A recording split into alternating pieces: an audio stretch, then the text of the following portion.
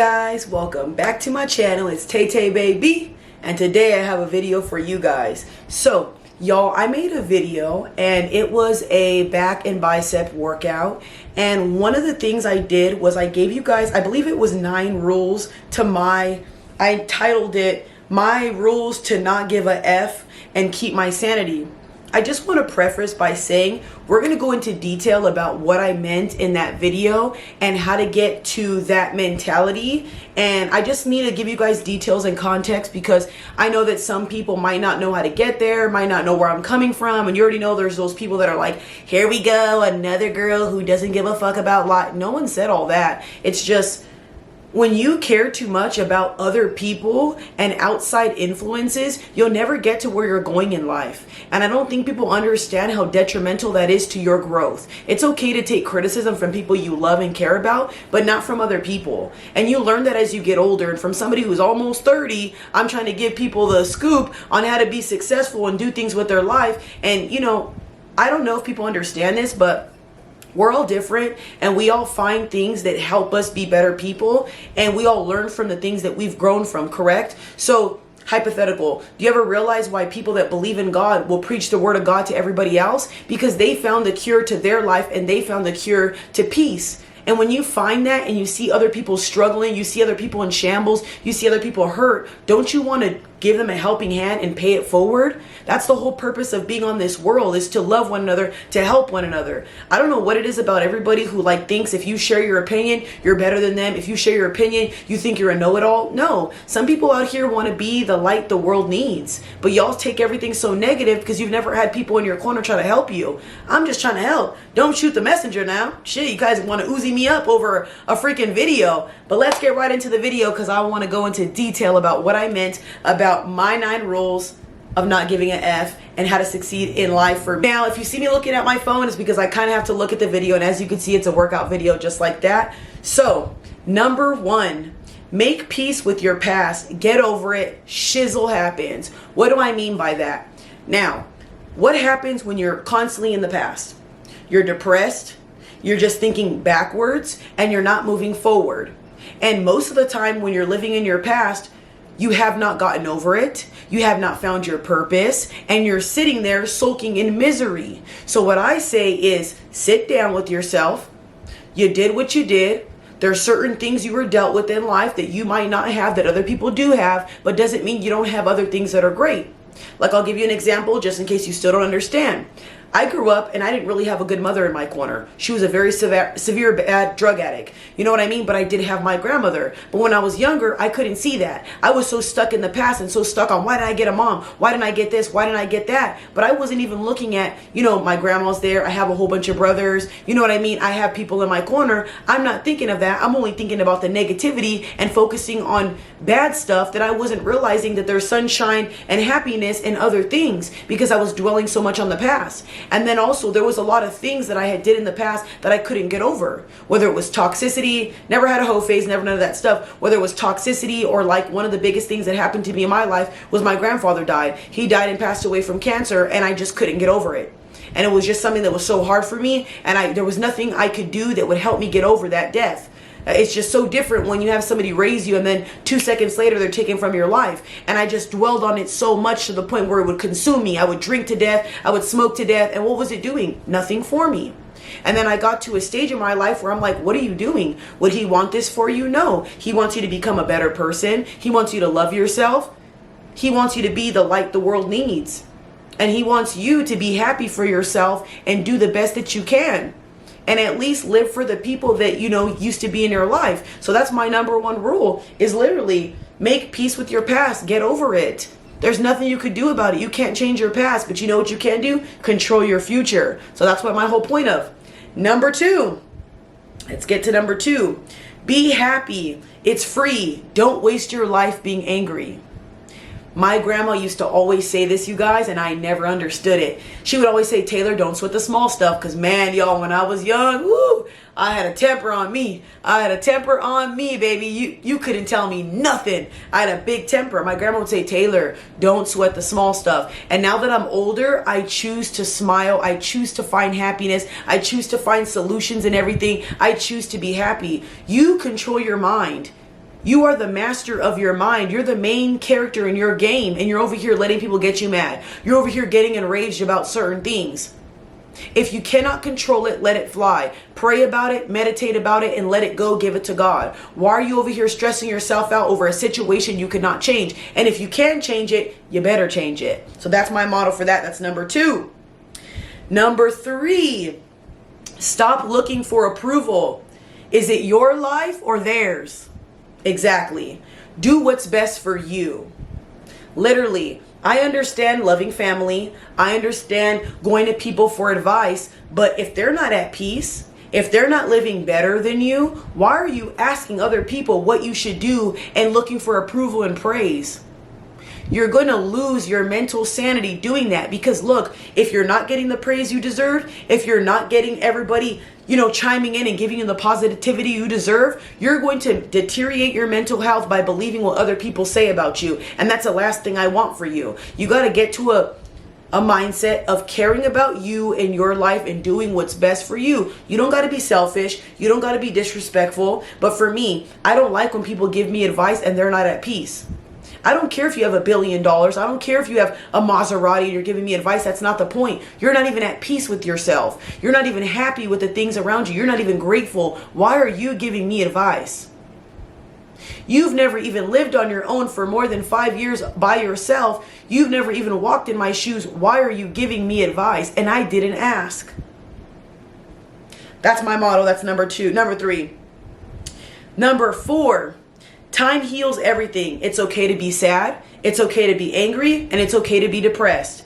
But don't stay there. God made you strong. Act like it. Y'all, I advocate for mental health. And Lord knows I've struggled with depression and PTSD my whole entire life since I was a child. I have been in and out of foster care. I've had a lot of bad things happen to me growing up. I got taken away from my mother at a very young age. I've dealt with a lot of freaking chaos at a young age. When I tell you I've been in depression, I've been in unaliving thoughts, trust me, I've been there. But when you sit and sulk in your misery, it does not get better.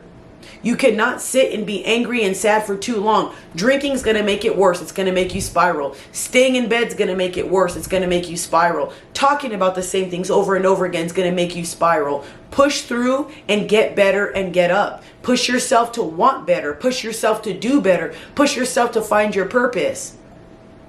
Go to the gym. Be happy. Be free. Stop dwelling on the past. It's easier said than done. If you have grief going on in your life, I totally understand why you're sad. You just got through a breakup. I totally understand why you're sad. But again, sitting there and crying about the same situation that you can literally maneuver your way out of it, you just think you can't because of how your mind is weak. Your mind is weak and you're in a fragile state, but you can get there. Now, you guys, there are some cases where people have crippling depression, where there are people on medication, and there are people who have a chemical imbalance. That is a totally different ballgame. You do need extensive help, therapy.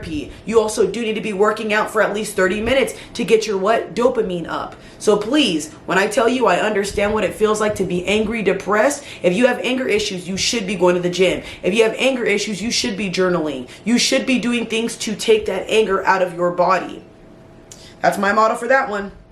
Number 4, don't waste time. Stop dating without intention and don't sit in bad situations too long. One thing about me, and I've always had this motto, number 5, I hate people who date and cheat. Date and fuck people over. Date and they're not ready. And I'm sure we've all been there, done that, even myself. Now that I'm older, I got to a point where if I'm not going to date and really love this person and really put my whole foot and best foot forward into this, why try? If you're not going to love and give it all you got, why are you trying? You're wasting somebody's heart. You're playing with somebody's heart and you're not taking them serious. Going into a situation half-assed, tiptoeing in, it's never going to work. Give it your all or don't waste your time in it.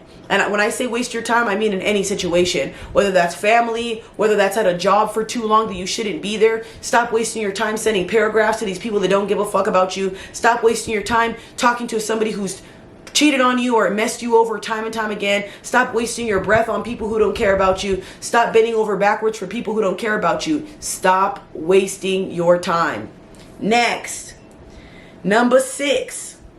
Love with all you got. I give my all and I don't believe in half-ass love. Don't bother if you're going to hurt people. Y'all, when I tell you I love love. I've been a hopeless romantic since I was a kid. I love love. I watch my grandparents be in love, and I just love it to death. And one thing about me is, even if I've been hurt, even if I've had certain situations not serve me, a friend mess me over, a family member not care about me, whatever, I will always dust myself off, get back up, and get back out there and love guns blazing. I don't have that mindset of, oh my gosh, I can't do this. I'm weak. And the reason why I say that is because, think about this, my favorite analogy. If you're at a job, you get fired, you quit. Do you go, oh, I'm done, I'm gonna be homeless, F this? No, you don't. You get up and you find a better job. You get up and you go to school and find a career, correct? Or am I wrong? So why the hell are you going, oh, I'm done, one person hurt you, now you're done? Give it all you got. Love, love, love, love. Please, you guys, love with all you got. God put us on this earth to love one another and to be free and happy. Do you want to be a bitter woman when you get older? Do you want to be a bitter wife or a bitter husband? Or be bitter to your children? You ever see those people where, like, there's people having a great old time, having the time of their life, and there's always that one person just raining on their parade? I don't want to be like that. I don't want to be an evil wife. I don't want to be an evil woman. And I definitely don't want to be that person that brings people's mood down. I love to be energetic, happy, and love people for exactly who they are. And that's one thing a lot of my friends always tell me is I'm very genuine and I'm very loving and I don't judge them. Because you're my friend and I love you to death. That's what we're put on this earth for. That's how my grandma raised me, and I'm gonna be like this till the day I die. Till I die. All right, babes. Number 7. Numero 7. This is my favorite one. And when I tell you this is not for everybody. I know there's gonna be some people like, oh my God, here we go. Especially because I have a whole bunch of tattoos. Number 7, find God and do it fast. He unlocks peace and happiness. He will guide you to your purpose. I cannot stress to you, the moment I started believing in God and wholeheartedly believing in Him, how much has happened for me.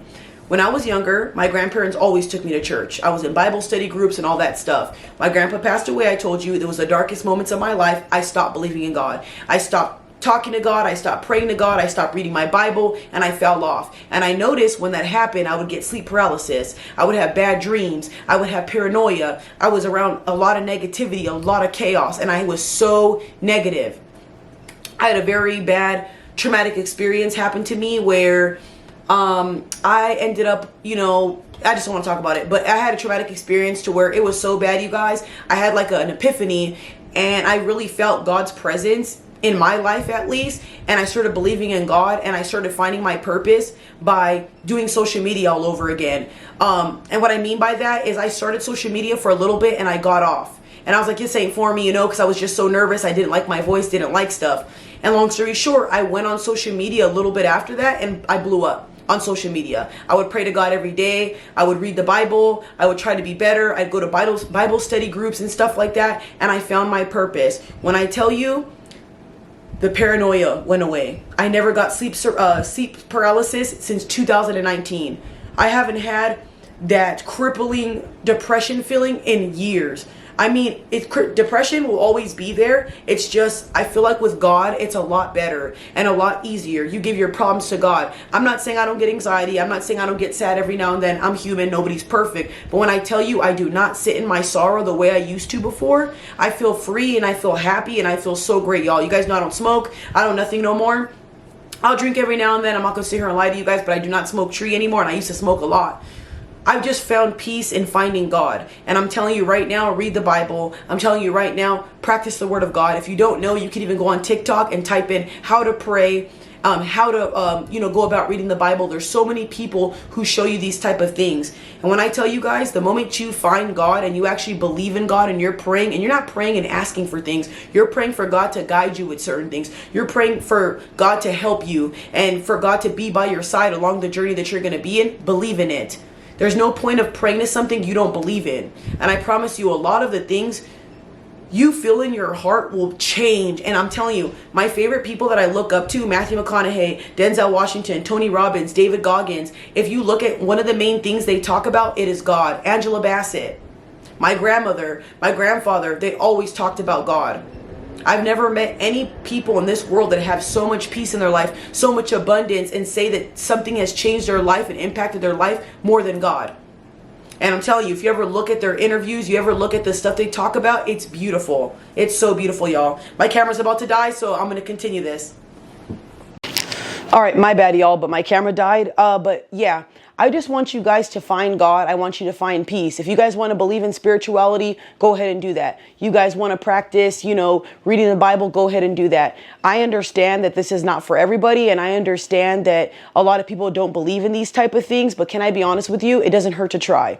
It doesn't hurt to pray. It doesn't hurt to believe in things. You can also get books on learning to meditate. Finding yourself. I'm telling you, you need these things in life to succeed. And the reason why I say that is because when you don't have nobody and you can't go to nobody, God will be there. You'll be able to become whole with one. And again, like I said, for people who have never gotten this self-awareness, you're going to think I'm crazy. And I'll be so honest.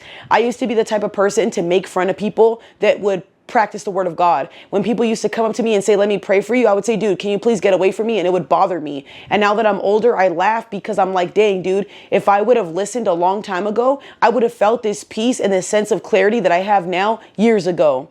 I would have found my purpose years ago. It seemed like the moment I started praying and believing in something, everything unlocked. And like I said, I know y'all, I have a whole bunch of tattoos. I love the ink, y'all. I really do. I always have. That's just my thing. You don't have to like it. It's my body, not yours. But that doesn't mean I'm going to stop praying because I have tattoos. I'm sorry. That doesn't mean I'm not going to believe in something because I have tattoos. Tattoos mean nothing. You guys put too much fucking, on tattoos. Doesn't mean you can't still love God. Doesn't mean you can't still be a good person. But my next motto for my life, at least, is 8. Number 8 is keep toxic family people out of your life. Set boundaries. If they don't listen, you walk away. So what do I mean by that? I don't tolerate stuff anymore. I used to be a very big people pleaser, and I used to let people walk all over me because I was so scared to lose them and I just couldn't be alone. I don't care about that no more. Where I'm going in life, I need strong people. And I know for a fact that I will succeed and I will get to where I want to be in life. And I want to take strong people along with me that aren't weak and docile. I don't even like people like that. And I don't mean that to be rude. I just don't like people who are negative. I don't like people who always bring you down, talk crap about you, have no good intentions toward you, spread false business about you. What is the point of keeping people around like that who are going to deteriorate your mental health? You tell me why I should keep that around. So what I do is I sit down and have a conversation with you. Where is this coming from? Is it jealousy? Did I say something to bother you? Please explain to me why you feel this type of way, and then we'll work something out. Now, if this person's combative, if this person's argumentative, if this person's going to argue my boundaries against how I feel, you're going to be cut off. Now, am I going to cut you off forever if you're a family member? That depends on you. If you're going to come back around and change yourself and be a better person, then by all means, come back into my life. But if you're going to keep doing the same constant things, you're out. Like, I'll give you an example. I had a friend. We've been friends for a very long time, over 6+ years. And this person decided to just block me because I wasn't showing up for them. And I'll tell you, I had a breakup, y'all. And you guys know I went to this breakup not too long ago, and it really messed me up. I've known the person that I was in the breakup with since 2018. And a lot of people think I just met this person. No, guys, I've known this person for years. But we rekindled things. That's on me. And long story short, we rekindled things or whatever, and I brought somebody back into my life that I should not have. And I'll tell you right now, my friend, I asked this person, please just give me some space. It's nothing personal. I just feel really depressed. And I know when I'm sad and depressed, I'm kind of like moody, and I don't want to be around people and take down your mood because I'm aware of my flaws and I'm aware of the way I could treat you when I'm not in a good mood. My friend took it upon themselves to take it personal, get mad and block me. And I said, okay, fine. So I did the same. They contacted me 2 days ago talking about how they were sorry and they want to be my friend and do all this stuff. And I'm like, I'm good. I'm so tired of people coming in and out of my life and then wanting to, oh, you know what? I'm sorry about this. You weren't sorry when you did it. You weren't sorry when you blocked me. You weren't sorry when you cussed me out. You weren't sorry when you disrespected me. Why do you guys want to treat people like crap? Come back whenever you want when you realize the grass is not greener on the other side. And I have a very big heart, y'all. Very, very, very big heart. No matter what I portray on social media, a strong demeanor, I have a loving heart and I love to death. I always give people second chances, but those second chances kill me in the process. So that's why I say I give you that one chance to like go ahead and, let's see what you're going to do. And I guarantee you every time I do, y'all, they drop the ball. Please don't do that. It doesn't work. I'm telling you right now, for me, I learned to just leave people where they're at because people know exactly what they're doing, you guys. People know not to talk behind your back. People know not to make fun of you. People know not to criticize you constantly. It's so funny how people could talk shit to you, talk behind your back, but never could say a nice thing to you, never could share your content, never can encourage you, huh? It's easy to talk crap about me, but God forbid you have to uplift me and we're supposed to be friends or family. I digress. My last motto is love yourself. You can't show up for others if you don't love you. If you got to love you no matter what. Treat yourself, spoil yourself with peace, knowledge, and happiness. Be kind to yourself. You're all you got. Seriously.